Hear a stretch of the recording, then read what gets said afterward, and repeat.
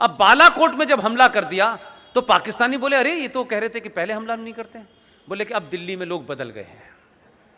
एक घटना ने आपकी पॉलिसी बदली, और उस पॉलिसी के बाद में जरा ध्यान रखें, ये पुरानी घटना नहीं है, जरा जाकर के देखिएगा मेरी बातों को।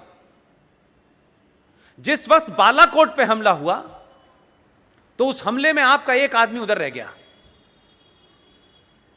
आप पूरी दुनिया की प्रतिक्रिया से यह अंदाजा लगा सकते हैं कि आप कितना तगड़ा होमवर्क किया है।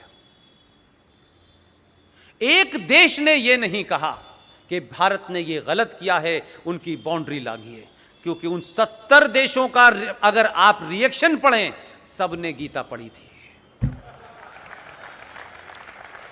उन सब का रिएक्शन आप देखें तो मैं ये मानता हूं कि उन्होंने गीता लेके नहीं गए, पढ़ ली थी।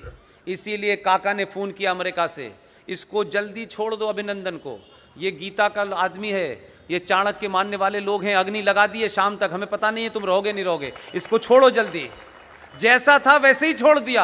आप समझ रहे हैं क्या कहते हैं, पाकिस्तान ने हमारे ऊपर बड़ा एहसान किया। शाम को वो भी आ जाते जो थे पकड़े हुए, उन्होंने कहा ये आदमी गीता का जानने वाला है और गीता ही पढ़ता है, उसमें लिखा है इसके बाद इसे क्या करना है। आपको नहीं पता हमारे देश ने अग्नि अलर्ट पे रखी हुई थी। तो कैसे फर्क चलता है, कैसे दुनिया की राय आपके बारे में बदल जाती है, और कैसे आप एकदम पॉलिसी को बदलते हैं तो दुनिया बदल जाती है।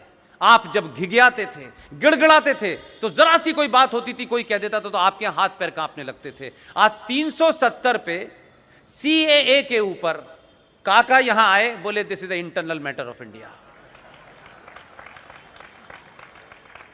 यह बात नहीं थी।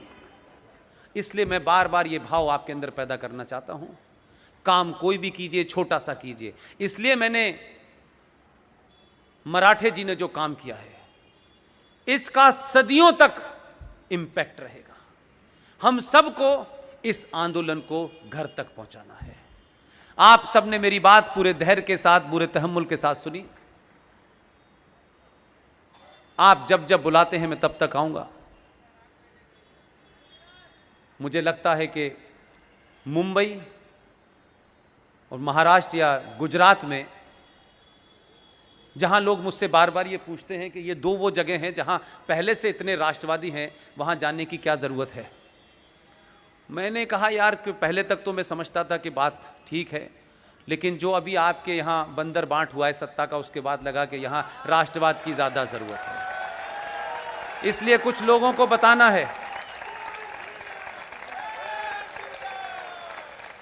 सत्ता के लालच में अपने कम से कम उस बाप को तो मत भूल जाओ जिसने पूरी दुनिया के अंदर एक ही शब्द से अपना नाम कमाया था।